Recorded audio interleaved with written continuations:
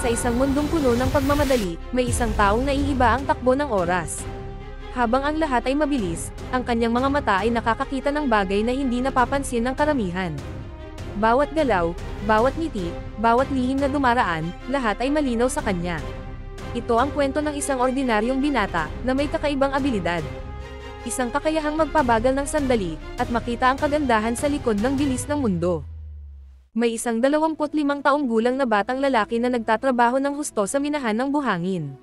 Wala siyang gaanong pera ngunit lagi niyang iniisip ang kanyang ina at kung minsan ay nagpapadala siya ng maliliit na regalo. Nang biglang tumaas ang singil sa pagpapadala at walang sapat na pera si Santi para ipadala ang regalo. Binawasan niya ang bigat ng regalo pero 3 biskwit na lang ang maipapadala niya. Pero sabi ng package guy na ang minimum charge ay 50 rupees, na mas higit pa sa natitira niyang pera. Sa sobrang pagkadismaya, siya mismo ang kumain ng mga biskwit na iyon. Pagkatapos noon ay nalaman niyang gaganapin ang isang komperensya ng isang napakayamang tao ng Talandia. Ang komperensyang ito ay para sa mga mag-aaral. Ngunit palihim na pumunta doon si Santi. Doon niya nakilala ang isang lalaking nagngangalang Mr. Kanin. Si Mr. Kanin ay mula sa isang mahirap na pamilya, ngunit ngayon siya ang naging pinakamayamang tao ng Talandia. Sinabi niya sa komperensya na kung gusto mong yumaman ay kailangan mong tumayo sa harap ng linya. Tanong ni Santi, kung wala kang pera, paano ka tatayo sa harapan? Sumagot si Kanin, ang pera ay nasa himpapawid. Humanap ka na lang ng paraan para makita sila. May pangangailangan ang lahat, at kailangan mo lang itong ibenta. Ang bagay na ito ay nagsindi ng bagong apoy sa puso ni Santi. Nang bumalik siya sa trabaho, hindi na siya ganoon at ngayon ay mayroon siyang malaking ideya sa kanyang isipan na maaaring magligtas sa kanyang isip. Ang mga bumibili ng sandmine ni Santi ay nagbabayad ng mababang presyo. Ngunit gumawa ng bagong plano si Santi. Natutunan niya na kung nasa iyo ang buong merkado, ikaw ang magpapasya sa presyo. Ito ay tinatawag na monopolyo. Sa sumunod na pagpupulong, sinabi ni Santi sa bumibili na nakipag-deal ako sa lahat ng sandmine, at ngayon kailangan mong bayaran ang aming presyo. Kung hindi, hindi ka makakakuha ng buhangin. Nagbanta ang mamimili na bibili siya ng buhangin mula sa ibang estado, ngunit sinabi ni Santi na kahit pa doon ka bumili, mas magiging malaki pa rin ang gastos mo. Sa huli, pumayag ang bumibili at natapos ang deal. Tuwang-tuwa ang amo ni Santi kaya tinaasan niya ng 10 beses ang sweldo ni Santi at ginawa siyang manager ng minahan. Hindi ito sapat para kay Santi, at sinabi niya sa amo niya na ayoko maging manager, gusto kong maging mas malaki. Humingi siya sa amo ng 1 lakh rupees at nagbigay ng business plan para sa 1 taon. Nagpadala si Santi ng maraming biskwit para sa kanyang ina mula sa kanyang unang malaking kita. Sinabi ng ina na itabi mo ang iyong pera. Pero sinabi ni Santi na na-promote na siya at ngayon ay kumikita na siya ng malaki. Nagpasalamat siya sa amo ngunit tinanggihan niya ang posisyon ng manager dahil mas malaki ang pangarap niya. Sinabi niya na ako ay mula sa isang mahirap na pamilya kung saan wala akong sapatos, at kailangan kong magtrabaho para makabili ng pagkain, at sawa na ako sa kahirapan. Kinuha niya ang kanyang ideya at sinabing ipagsasapalaran ko ang lahat, yumaman lang ako. Pagkatapos nito ay pumunta si Santi sa lungsod at nagsimulang magtrabaho bilang tourist guide. Doon siya nagsumikap at nagsimulang mag-ipon ng pera. Pero nalaman niya na hindi palaging mas malaki ang kinikita ng taong nagsusumikap. Isang araw ay nakilala niya ang isang VIP tourist guide na si Jamie. Siya ay nagtatrabaho sa mga mayayaman at kumikita ng mas malaki sa isang buwan, gaya ng kinikita ni Santi sa buong taon. Sinabihan siya ni Santi na magtatrabaho ako sa iyo. Ngunit sinabi ni Jamie na hindi yon ganoon kadali. Iginiit ni Santi at itinaya ang lahat ng kanyang pera na 1 milyon, para lang makatrabaho si Jamie. Sa unang VIP client ni Santi, abala ito sa kanyang kasintahan at hindi nakikinig sa kanya. Humingi ng espesyal na lipstick ang girlfriend ng kliyente kay Santi, at nakakita ito ng isang magandang babae at nakitang perpekto ang kanyang lipstick. Binibili nito ang lipstick ngunit doble ang presyo na hiniling ng dalaga. Walang ganoong kalaking pera si Santi kaya nagbigay siya ng paunang bayad at nangakong babayaran niya ang natitirang kulang sa gabi. Pagbalik ni Santi sa kanyang kliyente sa hotel, sinabi nitong hindi pa siya maaaring umalis dahil may isang huling bagay pa siyang dapat gawin. May kakaibang sinabi ang kliyente na hindi nagustuhan ni Santi, ngunit pumayag si Santi sa kliyente. Pero sabi niya, hindi ako gumagawa ng ganoong karumihan na gawain. Sabi ng kliyente, kung makikinig ka sa akin, bibili ako ng apartment. Ipinakita ni Santi ang mga larawan ng mga apartment sa kliyente. Ngunit ang sabi ng kliyente, ito ay walang silbi. Walang bibili nito. Binigay pala ni Jamie kay Santi ang mga papeles ng mga walang kwentang apartment. Kinabukasan, nang makarating si Santi sa hotel ay wala na ang magandang dalaga na pinagkunan niya ng lipstick. Nag-iwan ito ng note sa receptionist na tinawag na manloloko si Santi. Pumunta si Santi sa China at sinubukan na magbenta ng mga apartment sa mga kaibigan ng naunang kliyente. Doon niya muling nakilala si Mr. Kanin. Bahagya siyang naalala nito at biniro ng kliyente si Santi at sinabing busy ito sa kanyang girlfriend. Nagsimulang magkwento si Santi tungkol sa mga apartment. Ngunit nagalit ang mga kaibigan ng kliyente at ayaw makinig sa kanya. Sinabing kung ayaw mong magsaya ay umalis ka na. Inalok ng kliyente si Santi na uminom ng 3 shot, kung manalo siya ay bibili ito ng apartment. Hindi pinansin ni Santi ang kliyente at nagsimulang magbenta ng mga apartment ng direkta, na lalong ikinagalit ng mga kaibigan ng kliyente. Sinabi ng kliyente na umalis ka na, at dahil naaawa ako sayo, kaya bibili na ako ng apartment. Masama ang loob ni Santi dito, kaya tinaasan niya ang pusta. Pagkatapos kong uminom ng 20 shot, bibili ka ng 20 apartment. Sinabihan ng mga kaibigan ng kliyente na tanggapin ang pusta. Kaya ang kliyente ay kumuha ng isa pang matapang na inumin. Nagsimulang uminom si Santi sa tuwa, si Mr. Kanin ay nagpadala ng mga bote ng tubig para tulungan si Santi. Pero sabi ng kliyente, kung tatanggap ka ng tulong, kakanselahin niya ang taya. Natuwa ang mga tao nang makita ang sigasig ni Santi. Pero pagkatapos ng 10 shots, nahimatay siya. Ginising siya ng kliyente sa pamamagitan ng pagbuhos ng tubig sa kanya. Naalala ni Santi ang kanyang mahirap na pagkabata, kung saan kailangan niya munang manghuli para makakain. Nagsimula na naman siyang uminom at muling nahimatay.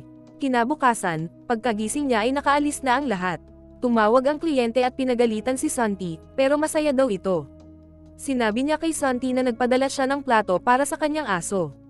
Nang tingnan ni Santi ang package, nalaman niyang napakababa ng shipping cost sa China. Nagbigay ito sa kanya ng magandang ideya. Nang bumalik si Santi sa kanyang bansa, nakilala siya ni Kanin at bumili ito ng first-class flight ticket para sa kanya. Sinabi nito na marami kang potensyal, kaya bibigyan kita ng pagkakataong makatrabaho ako. Ngunit tumanggi si Santi, sinabi niya na ngayon ay hindi ako magtatrabaho para sa sinuman. Mayroon akong ideya at ako ang nauna sa pila.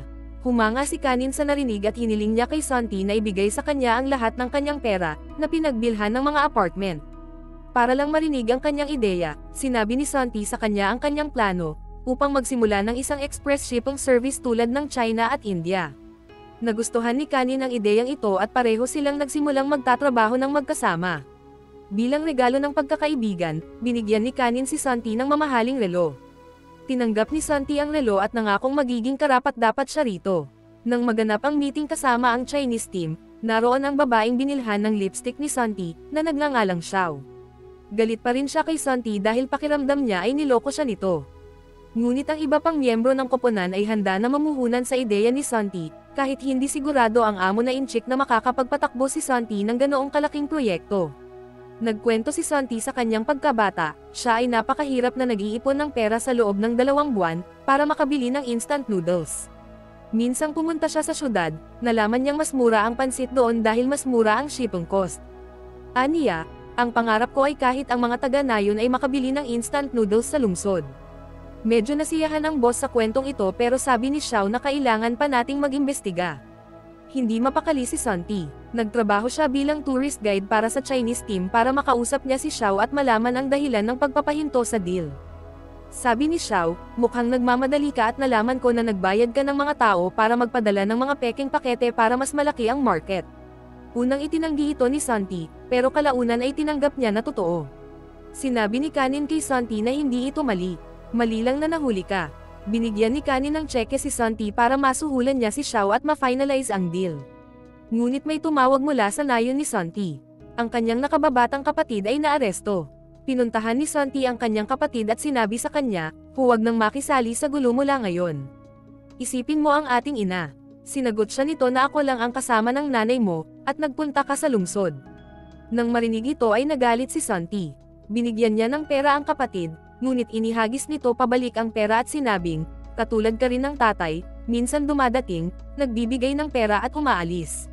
Samantala, si Xiao, sa halip na suhulan siya, humingi siya ng tawad sa kanya at hiniling na bigyan siya ng isa pang pagkakataon.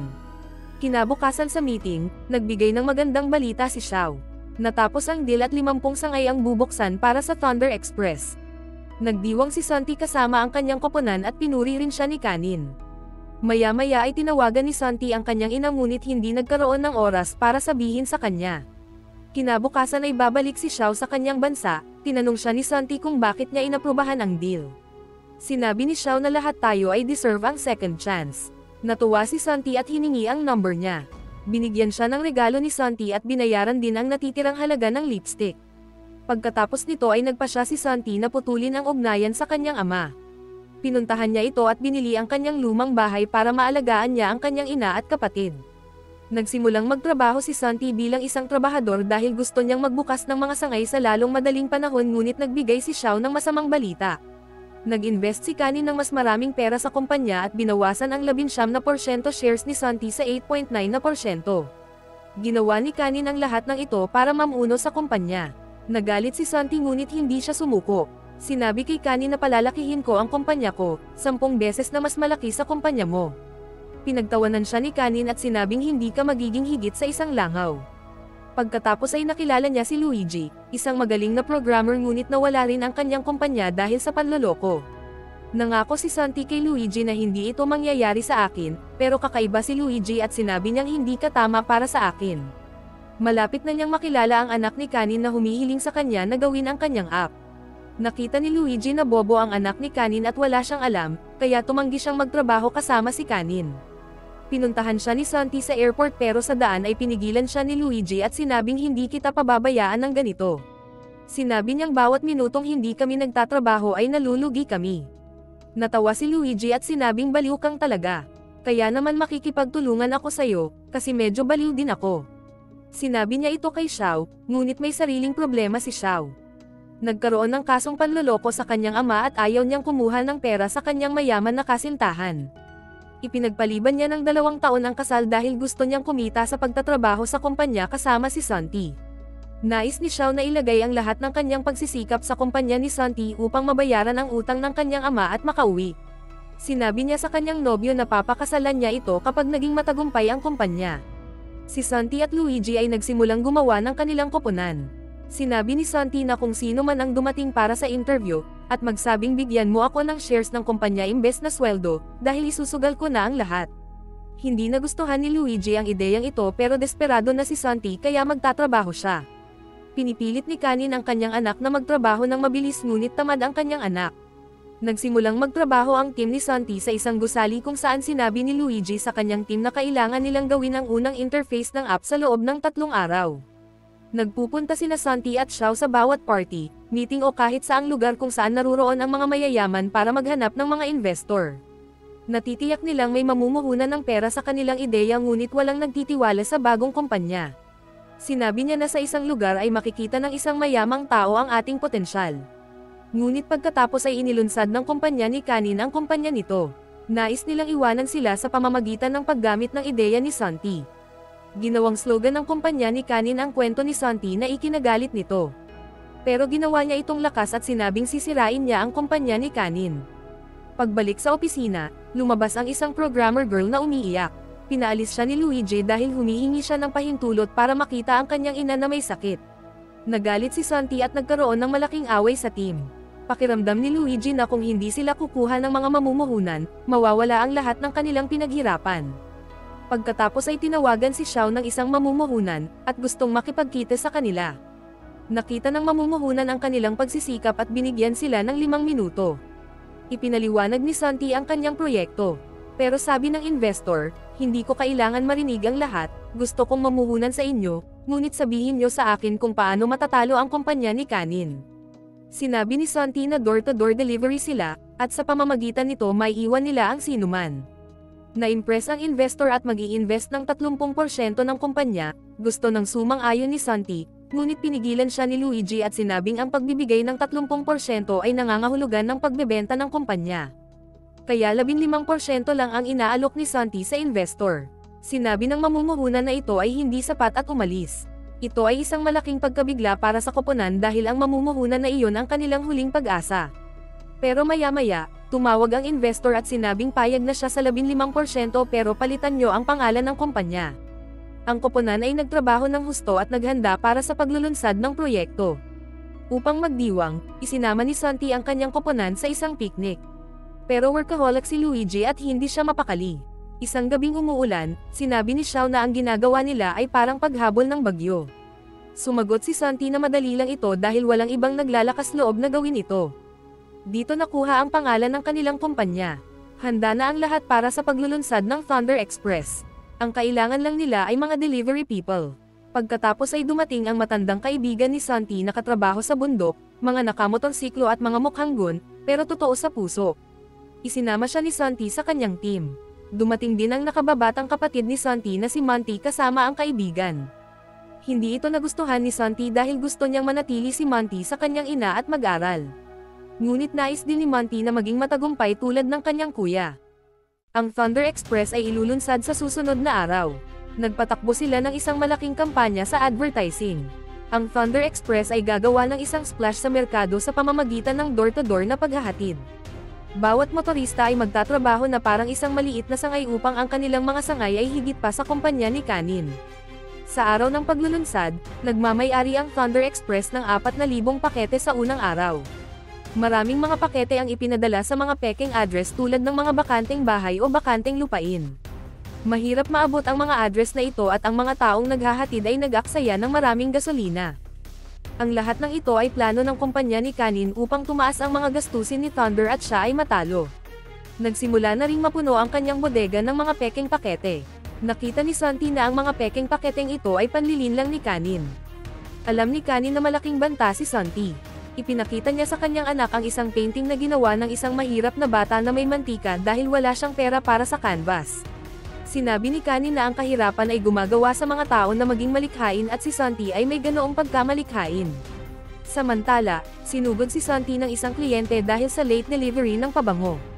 Nangako si Santi na lulutasin niya ang problema sa loob ng 3 araw. Buong gabing nag-iisip si Santi kung ano ang gagawin sa mga peking pakete, sinabing iisa lang ang paraan para manalo. Huwag sumuko. Nakahanap siya ng pattern. Lahat ng peking address ay mga ari-arian na nakumpiska sa bangko. Minarkahan ni Santi ang mga address, na nagpahinto sa mga peking pakete. Nag-alok siya ng malaking bonus sa kanyang team, kung mananakaw nila ang mga kliyente ni Kanin. Sa ganitong paraan, kasama ang kanyang koponan, nagsimula siya ng isang matinding labanan. Hinabol niya ang malalaking kliyente. May nakilala siyang babae na nagtitinda ng maraming sofa kada linggo. Sinabi dito ni Santi na kapag naging pinakamalaking shipping company tayo sa bansa, bibigyan kitang libreng delivery for the whole year. Pumayag naman ang babae at sinabing kung tutupad ka sa pangako mo o hindi. Gumamit ng lahat ng uri ng trick ang team ni Santi at nagdagdag ng mga bagong kliyente na nakatulong sa kanila na manalo ng bonus. Mukhang maayos naman ang lahat, ngunit hindi masaya si Kanin at ganoon din ang kanyang anak. Pinadalhan ni Kanin si Santi ng isang pakete na nagsasabing isang langaw ka lang, na lalong ikinagalit ni Santi. Sinunog niya ang lahat ng peking pakete na nag-iwan ng marka ng kanyang tagumpay. Sa paglipas ng panahon, lumaki ng husto ang Thunder Express. Bumili sila ng mga bagong kagamitan mula sa kanilang mga kita at gumawa ng mga plano na palawakin pa ang kumpanya. Ang isang kumpanya sa hilagang silangan ng bansa ay hindi handang harapin ang mga ito. Ang may-ari nito ay hindi nagtitiwala kay Santi. Inimbitahan siya ni Santi sa isang party kung saan nakita niyang parang kaibigan ang ugali ni Santi sa kanyang mga trabahador. Nang makita ito, humanga ang may-ari at nakipag-deal sa Thunder Express. Pagkatapos ng deal, ang Thunder Express ay naging kumpanya ng pagpapadala na may pinakamataas na saklaw sa bansa, at isang hakbang na mas malapit sa pagiging numero 1. Isang gabi nang matapos ang party, naiwan sina Santi at Xiao. Pareho silang naging mabuting magkaibigan. Sinabi ni Xiao lumalaki na ang kumpanya, baka pwede na akong magretiro ng maaga. Sumagot si Santi, ayoko sana ngunit naiintindihan ko ang pangarap mo. Sinabi ni Xiao na nais niyang pakasalan ang kanyang kasintahan at palakihin ang kanyang anak sa isang maliit na bahay. Sinabi niya na ang kumpanyang ito ay ang aming anak at ito ay nagbibigay sa akin ng kaligayahan na makitang lumago. Ngunit pagkatapos ay sumuka si Luis at ang romantikong sandali ay nasira. Kinaumagahan ay dumating ang isang Chinese investor sa opisina ni Kanin. Iniisip ng anak ni Kanin na pupurihin siya ng investor, ngunit nagalit ang investor dahil nalulugi ang kanilang kumpanya sa isang bagong kumpanya na kakaunti ang pera. Sinabihan niya ang anak ni Kanin na gawin ang trabaho ng mabilis kung hindi ay tatanggalin kita. Samantala, Nagkaroon ng kaunting pag-iwas sa pagitan nina Santi at Xiao, dahil nasira ang moment kagabi. Pero wala na silang oras dahil naglaro na naman ng dirty game si Kanin. Napasara niya ang ilang sangay ng Thunder Express sa pakikipagsabuatan sa mga autoridad, ngunit tumanggi si Santi na sumuko. Nagbukas siya ng 2 bagong sangay para sa bawat isasara, at ibinaba ang kanyang mga presyo mula 25 rupees hanggang 19 na rupees.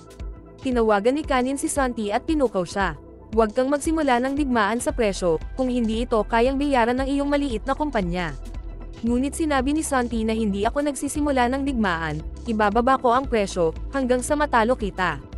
Nagalit si Xiao nang marinig ito. Aniya, hindi tayo kikita sa mababang presyo, at hindi na natin masasagot ang mga gastusin natin. Kung magpapatuloy ng ganito, 4 na buwan na lang tatakbo ang kumpanya. Sinabi ni Santi na magtiwala ka, at mas marami ang mamumuhunan sa panahong ito. Pero naramdaman ni Xiao na walang matibay na plano si Santi. Nagpaputok lang siya ng mga palaso sa dilim. Nagalit siya ngunit para iligtas ang kumpanya, nagpa siya siyang magbawas ng budget. Ang mga pagbawas sa budget ay nagdulot ng malaking kaguluhan sa koponan.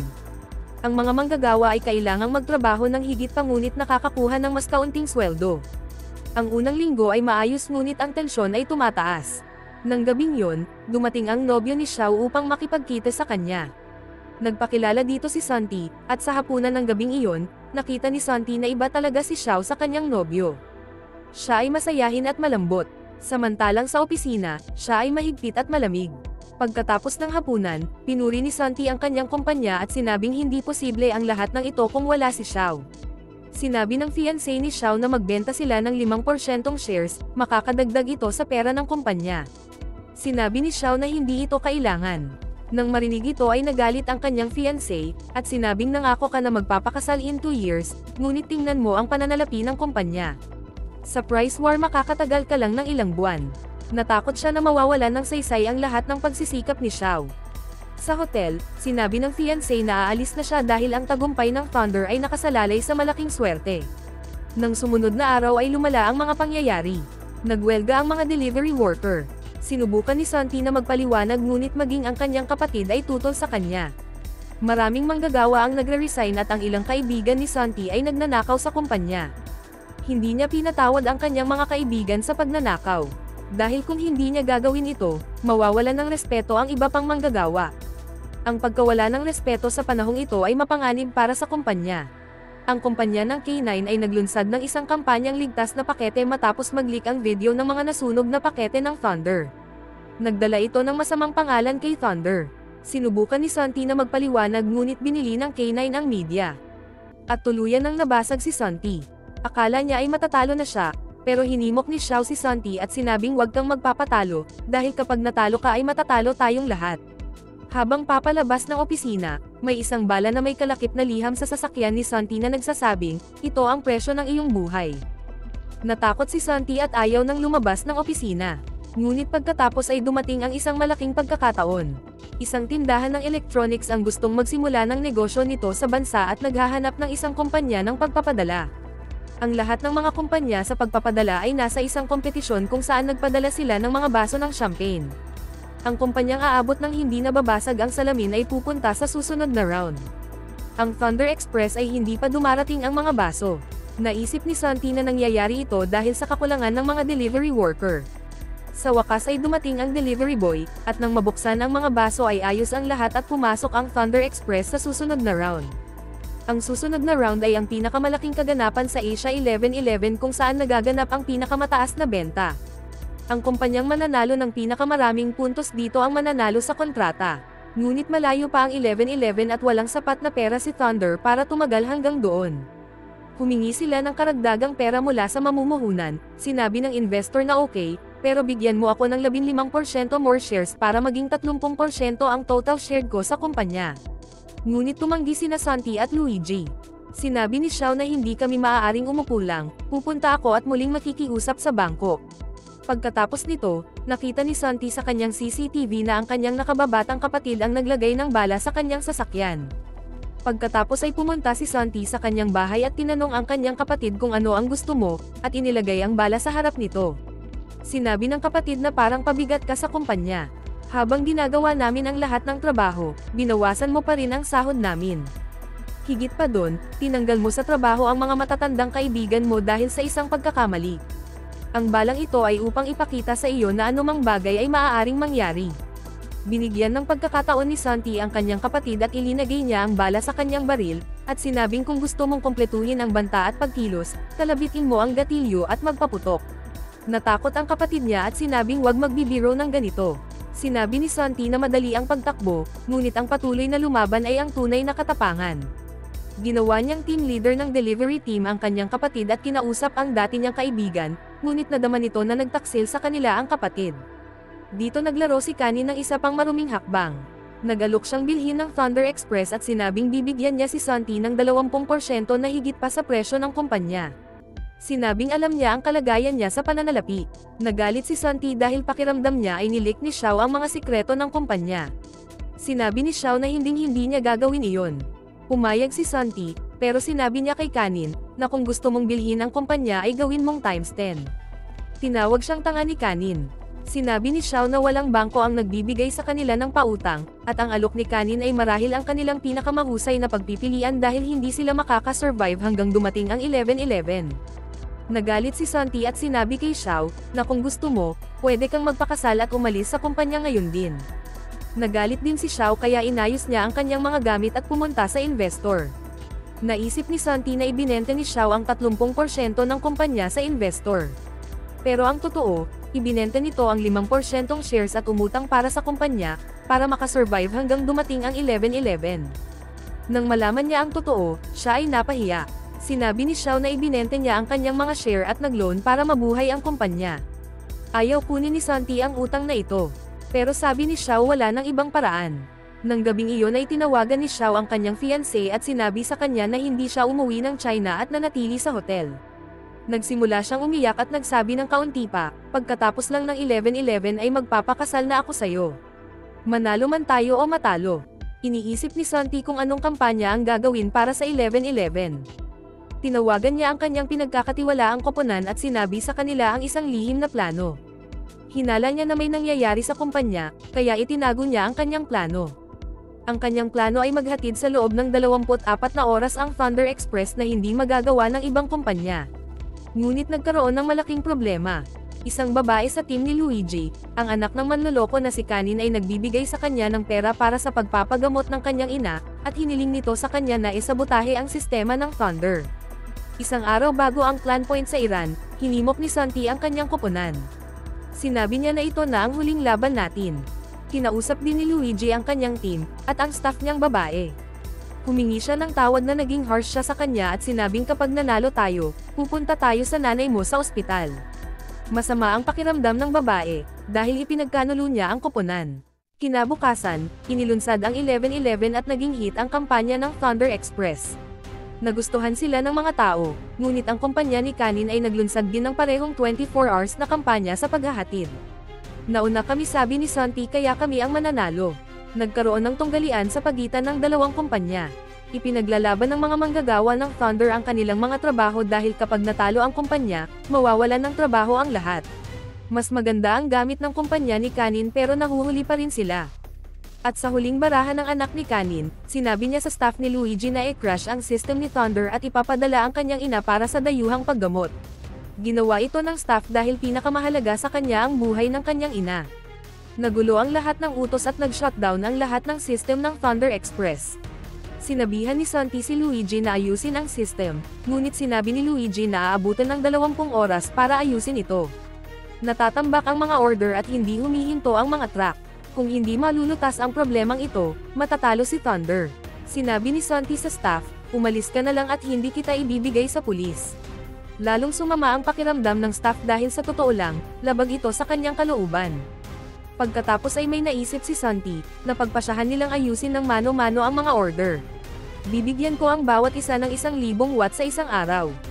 Para sa pera, nagpasya si Santi na ibenta ang kanyang sasakyan. Literal na tinayanan niya ang lahat. Inayos ng team ang mga order sa record time. Ngunit ngayon ay wala na silang mga truck. Nang malaman ito, kinuha ni Kanin ang lahat ng mga lokal na truck upang wala nang pagpipilian ang Thunder. Ngunit nagpasya si Santi na ipadala ang mga huling order sa pamamagitan ng eroplano. Nais niyang maihatid ang lahat sa oras. Ngunit muling naglaro ang tusong si Kanin. Nagpalagay siya ng mga checkpoint sa mga pulis sa daan papuntang airport. Natakot ang isang driver. Malinis siyang lumabas sa pagsusulit ngunit bumagsak sa drug test ang isang pinagkakatiwalaang manggagawa. Umiinom daw siya ng gamot para makatulog. Nagkaroon ng mas malaking problema, hindi available ang rehistro ng truck. May isang trabahador pala ang nagtatrabaho kay Kanin at sinabotahin niya ang pagsubok. Nagalit si Santi nang matagpuan ang rehistro at galit na umalis. Ngunit sa daan, isang sasakyan ang naging dahilan para maaksidente ang sinasakyan nila Santi. Umulan at nagsimulang mabasa ang mga pakete. Pagkatapos, dumating ang mga dati niyang kaibigan na kasama niya noon sa kabundukan, at dinala nila lahat ng package sa airport. Ginawa ni Kanin ang huling hakbang, at hiniling niya sa may-ari ng airline na kunin ang mga pakete ng Thunder sa eroplano. Pero si Santi mismo ang nagsabi kay Xiao ng flight, kaya nagkamali si Kanin ng numero. Sa ganitong paraan, naihatid sa tamang oras ang lahat ng package ng Thunder. Matapos ang napakaraming paghihirap, nagawa itong lahat ni Santi. Kinabukasan, si Santi mismo ang naghahatid, pero dahil sa pagod, ay nahimatay ito. Nang magising si Santi ay nakatanggap siya ng tawag na malapit na ang resulta ng 11-11 competition. Gaya ng sinabi niya, tanging ang humihinto sa pakikipaglaban lamang ang maaaring matalo. Nagbunga ang lahat ng kanyang pagsisikap at sakripisyo. Nanalo ang Thunder Express sa kompetisyon at nakakuha ng kontrata ng higit sa 70,000 delivery para sa taon. Ito ang naging numero 1 kumpanya ng pagpapadala sa bansa. Tuwang-tuwa at napaiyak ang lahat ng manggagawa dahil inilagay na rin nila ang lahat ng kanilang taya para dito. Matapos ang tagumpay ng Thunder Express, bumagsak ang kumpanya ni Kanin. Hindi na ito maaaring makipagkompetensya sa ngayon, kaya kinailangan ni Kanin na ibenta ang kanyang kumpanya. Nabigo ang kanyang anak, naglaro siya ng madumi pero natalo pa rin. Sinabi nito na hindi ako para sa ganitong mundo, at iniwan ang lahat ng kumpanya ng kanyang ama. Pagbalik ni Santi sa opisina ay nakaalis na si Xiao. Nag-organisa ang team ng farewell party para sa kanya, pero sinadya ni Santi na malate dahil natatakot siyang magdesisyon si Xiao na manatili. Nagpasalamat si Luigi kay Santi at sinabing kung wala ka, ay nasayang lahat ng talento ko. Salamat sa pagbibigay mo ng labis na lakas.